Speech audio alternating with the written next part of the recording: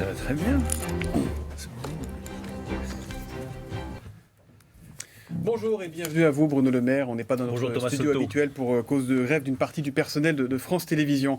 Je voudrais qu'on commence avec ce qu'on a entendu dans le journal. La Commission européenne vient d'appeler au débarquement immédiat au port le plus proche des 234 hommes, femmes et enfants recueillis en mer à bord de l'Ocean Viking pour éviter, dit cette commission, une tragédie humanitaire. Alors politiquement, il y a un bras de fer entre l'Italie et la France, mais humainement, dans l'urgence, que doit faire la France, Bruno Le Maire ? Respecter les règles européennes, comme nous l'avons rappelé à plusieurs reprises. La règle européenne, c'est que le bateau doit débarquer dans le port le plus proche. Donc en Corse, là, dans les prochaines Le port heures le plus proche est un port italien, donc il faut que les Italiens respectent la règle européenne qui vient d'être rappelée par la Commission européenne. Et s'ils ne veulent pas, est-ce qu'on doit y aller avant de compter les morts, comme disait hier Fabien Roussel ici même ? Pour le moment, je rappelle juste la règle européenne. Parce que si on commence à dévier par rapport à cette règle-là, il n'y a plus de solidarité possible, il n'y a plus de gestion efficace des flux migratoires. Donc je souhaite que la règle européenne soit respectée, que l'Italie accueille dans un de ses ports ce bateau de migrants. Ça n'exclut pas de faire preuve d'humanité, de faire attention évidemment heure par heure à ce qui se passe sur ce bateau, à ce qui se passe pour ces migrants. Mais si nous avons défini des règles, c'est pour qu'elles soient appliquées. L'inflation vers de nouveaux records. C'est la une de la dépêche du Midi ce matin. C'est aussi le quotidien de très très nombreux Français, Bruno Le Maire. En matière de hausse des prix, le pire est à venir. On va vers un tsunami d'inflation, a dit Michel-Édouard Leclerc en début de semaine. Est-ce que vous redoutez, comme lui, de nouvelles hausses à deux chiffres, notamment dans l'alimentaire ? Est-ce que vous reprendriez ce terme de tsunami ? Non, certainement pas. Et je pense qu'il ne faut pas jouer avec les peurs des Français. Il faut savoir garder son sang-froid dans une période de crise inflationniste comme nous n'en avons pas connu depuis les années 70. La réalité, de toute façon, c'est que l'inflation à deux chiffres, elle est déjà là pour beaucoup de produits alimentaires. Elle est déjà là pour les pâtes, elle est déjà là pour le blé, elle est déjà là pour un certain nombre d'autres produits alimentaires. Donc ne commentons pas ce qui est déjà arrivé. Mais il dit que ça va s'aggraver. La réalité, c'est que nous n'anticipons pas d'inflation à deux chiffres sur l'ensemble des produits de consommation en France d'ici la fin de l'année 2022. On va rester autour des chiffres qu'on a aujourd'hui à peu près.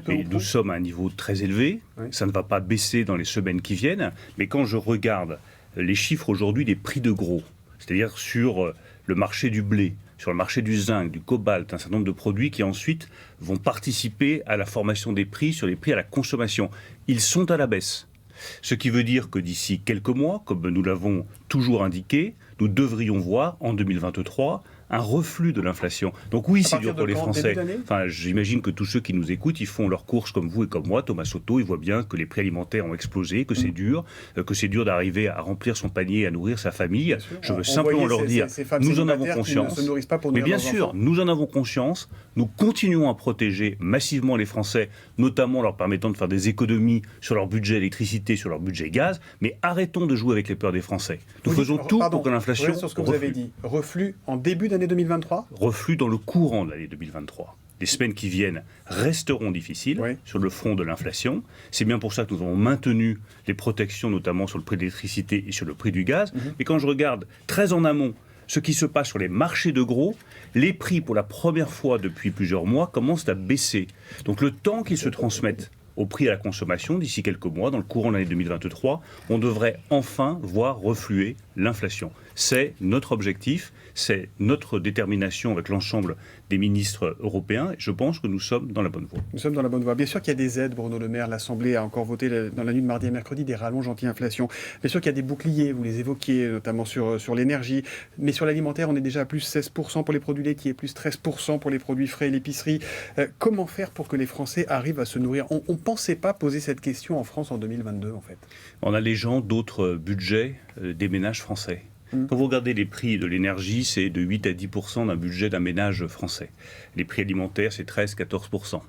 Le choix que nous avons fait avec le président de la République, avec la Première ministre depuis maintenant près de 2 ans, c'est d'alléger massivement la facture énergétique. Si nous n'étions pas là, la facture énergétique, elle prendrait au 1er janvier 200 € par mois. Sauf que vous l'allégez, mais ça, vous allégez la hausse. Et en fait, tout augmente. La nourriture, l'énergie, malgré le bouclier, les impôts locaux aussi, la taxe foncière, notamment à Paris, qui va prendre 50%, les prix de l'essence dont l'aide va être... Permettez-moi de vous couper, Thomas Soto, parce qu'on ne peut pas laisser passer des idées comme quoi Paris augmenterait sa taxe foncière parce qu'il y aurait de l'inflation et que le gouvernement ne serait pas présent. Je ne dis pas que c'est la faute du gouvernement, je dis simplement que sur la facture, oui, mais que chacun prenne ses responsabilités. L'État a massivement protégé les ménages et continuera à le faire parce qu'aujourd'hui, c'est difficile pour beaucoup de nos compatriotes. Et quand vous regardez l'ensemble de l'inflation, 55% du coût de l'inflation est supporté par l'État, 40% par les entreprises, 5% seulement par les ménages, grâce aux mesures que nous avons prises. Alors quand il y a des collectivités locales comme Paris qui augmentent les impôts et qui osent s'en prendre à l'État, en prenant comme prétexte l'absence de soutien de l'État, alors que nous avons massivement soutenu la ville de Paris pendant la crise du Covid. En tout cas, c'est vraiment se moquer des Parisiennes et des Parisiens. En attendant, la réalité, c'est que, pour revenir juste à la gestion de Paris, c'est la gestion calamiteuse de Paris qui explique l'augmentation des impôts décidée par Anne Hidalgo et certainement pas l'action de l'État qui a toujours été en soutien de Paris et des Parisiens. Pardon d'en revenir aux factures et au portefeuille des Français. Les impôts locaux, donc on l'a dit, augmentent. Les charges aussi. Hier matin, ici même, écoutez ce que disait Fabien Roussel. Il prenait un exemple très concret. Saint-Amand-les-Eaux. Dans la résidence Manouvrier, les gens reçoivent des régulations de charges. C'est un HLM. Les gens payent des loyers qui sont modestes. Ils perçoivent, là, ils ont des régulations de charges, de chauffage, de 400 € à payer. Là, dans 15 jours. Que répondre face à la... Personne ne dit que le gouvernement ne fait rien, mais que répondre à la détresse de ses habitants? Est-ce que vous avez peur que les Français craquent? On est là pour que les choses tiennent. Ouais. Nous sommes là pour que la société française tienne. Et quand je vois l'exemple qui est donné par Fabien Roussel des copropriétés, nous avons justement tenu compte de cette difficulté. Ils n'étaient pas couverts par le bouclier énergétique. Nous avons décidé de les inclure dans le bouclier énergétique. Alors peut-être qu'il y a ici ou là des problèmes qui demeurent. On est là pour les régler. Tout n'est pas parfait. Mais à chaque fois qu'on entend parler d'une difficulté comme celle-là, on essaye d'apporter une solution. Notre politique a consisté à amortir le plus possible le choc énergétique pour nos compatriotes sur les carburants, sur l'électricité, sur le gaz. Nous avons décidé de le maintenir notamment sur l'électricité et sur le gaz. Et s'il y a une difficulté ici ou là, nous interviendrons pour corriger cette difficulté. Aujourd'hui, c'est une nouvelle journée de grève pour les salaires notamment. Où en est-on sur les hausses de salaire, Bruno Le Maire? Plus 4,4%. La DARES doit donner des chiffres ce matin. C'est le chiffre. Quelle est la tendance? Plus 4,4%, c'est-à-dire que ça se prolonge. Nous avons demandé, et j'ai demandé, depuis maintenant, pas cette année, depuis près de 3 ans, à toutes les entreprises qui le peuvent, d'augmenter les salaires. Parce que c'est légitime, parce que c'est juste, parce que tous ceux qui travaillent doivent avoir une bonne rémunération de leur travail. Ça a été suivi des faits. On a une augmentation des salaires en moyenne de 4,4%. Qui est inférieure à l'inflation qui a été de 6,2%. Nous ne sommes que début novembre, donc il reste encore des semaines pour Que va dire la DARES ce matin? C'est quoi? Ça sera plus que 4,4%? Non, mais est-ce que la tendance est... On ne joue pas au petit jeu, mais est-ce que la tendance, c'est que ça continue à augmenter? La tendance est positive. Ça continue à augmenter, vous aurez les chiffres officiels, mais la tendance est positive. J'ajoute à ça que toutes les mesures que nous avons décidées avec le président de la République, d'intéressement, de participation, de partage de la valeur, elles sont efficaces. Nous avons voté avec les parlementaires, Fabien Roussel par exemple, une prime défiscalisée de 6 000 €. La prime Macron. Elle a été triplée cet été. Au moment où je vous parle, 710 000 Français en ont bénéficié, pour un montant moyen de 730 €. Enfin, c'est pas négligeable. Ça fait quand même un complément de rémunération qui est intéressant. L'intéressement, on a supprimé la taxe à 20%. Pardon, mais cette prime vous avez 60% de salariés qui ont... plus de 60% de salariés qui ont bénéficié d'intéressement grâce à la suppression de la taxe sur l'intéressement. Cette prime Macron défiscalisée, elle va être pérennisée ou pas? Ce que je constate, c'est qu'elle marche. Donc on a toujours intérêt à pérenniser ce qui marche. Donc oui, nous souhaitons pérenniser tout ce qui permet de compléter le revenu des salariés, tout ce qui permet tout simplement de tenir notre ligne fondamentale depuis 6 ans, du travail pour tous et du travail qui paye.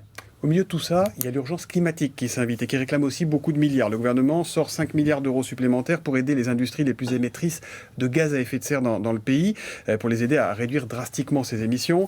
Ce sont les cimentiers, ce sont les chimistes, ce sont des sidérurgistes. Est-ce que vous redoutez qu'elles quittent le pays, ces industries? Je pense qu'il y a... Est-ce qu'il y a un risque? Il y a un risque si on ne règle pas le problème énergétique. Donc c'est pour ça que nous avons fait de l'énergie le sujet numéro 1 de l'économie française et de l'économie européenne pour les années qui viennent. Le choix qui a été fait par le président de la République d'accélérer la décarbonation des industries, c'est bon pour la planète, c'est bon pour le climat et c'est bon pour la relocalisation des activités industrielles. Mais on peut lutter contre le réchauffement et préserver les emplois. Bien sûr, hier j'étais dans l'usine Solvay, en Meurthe-et-Moselle. C'est une usine chimique qui fait du bicarbonate de soude. Donc c'est évidemment assez polluant comme activité. Il fonctionnait avec du charbon venu de Russie en émettant massivement du CO2. Il remplace le charbon par des déchets solides. Ils vont émettre 250 000 tonnes de CO2 en moins. C'est bon pour la planète. Et ils vont être plus compétitifs parce que ces déchets recyclés sont évidemment moins chers que le charbon importé de Russie. Donc c'est un double gain. Et les 5 milliards d'euros que nous avons décidé de mettre sur la table avec le président de la République pour décarboner notre industrie, c'est ce qui va accélérer la relocalisation industrielle de notre pays. Le coût de la transition pour les années qui viennent, pour les 10 ans qui viennent, c'est 70 milliards, dit Jean Pisani-Ferry, l'économiste qui a remis un rapport à Elisabeth Borne. Il dit qu'on a une vision peut-être un peu romantique de tout ça, qu'il va y avoir des chocs négatifs sur la croissance, que les années qui viennent vont être dures et qu'on a une lecture optimiste. Est-ce qu'on n'est pas en train de jouer à jusqu'ici tout va bien? Nous ne sommes pas romantiques du tout, nous sommes extrêmement lucides. Et croyez-moi, il est extrêmement inquiet. Moi je ne suis pas inquiet, mais je suis lucide sur le fait que nous sommes engagés dans une compétition farouche et brutale avec les États-Unis et avec la Chine pour garder notre industrie chez nous. C'est quoi les conditions pour y arriver? C'est d'avoir un avantage comparatif. C'est quoi notre avantage comparatif? C'est d'avoir des produits décarbonés qui émettent peu de CO2. Mais pour que cet avantage comparatif joue, il faut taxer massivement les produits carbonés qui rentrent sur le sol français et qui rentrent sur le sol européen. Et si on engage cette bataille, et croyez-moi, nous sommes totalement déterminés à la mener, décarbonation en Europe, taxation des produits carbonés donc à l'étranger. Il faut protéger nos produits et notre industrie. Thomas Soto, ça ne sert à rien de décarboner notre économie si c'est pour réimporter des produits lourdement carbonés, que ce soit du ciment, de l'acier, de l'aluminium, venus de l'étranger. Donc notre stratégie sur le long terme est très simple. Nous voulons accélérer la décarbonation de notre industrie parce que c'est bon pour la planète et c'est bon pour notre compétitivité. Et dans le même temps, nous mettrons en place une taxe carbone aux frontières de l'Union européenne pour taxer les produits qui polluent et qui viennent de l'étranger. Vous avez répondu à mes questions, Bruno Le Maire. J'en ai une dernière. Vous voulez bien y répondre sincèrement aussi? Bien sûr. Certains ont la tentation de Venise. Il se murmure que vous auriez la tentation du FMI pour 2024, prendre la présidence du Fonds monétaire international. C'est dans votre tête, quelque part? Non, je le dis très sincèrement. Ce qui est dans ma tête, avec tous les problèmes que vous avez soulevés ce matin, c'est d'apporter des solutions à nos compatriotes qui vivent l'inflation très durement, qui ont besoin d'avoir un ministre de l'économie. Donc sur le FMI, vous dites, Fontaine, je ne boirai pas de ton eau, je ne boirai jamais de ton eau? Je dis qu'aujourd'hui, je m'occupe de l'économie française et des Français. Et puis, de quoi l'avenir sera fait, nous verrons bien. Merci beaucoup, Bruno Le Maire, d'être venu dans les cafés. Merci à vous.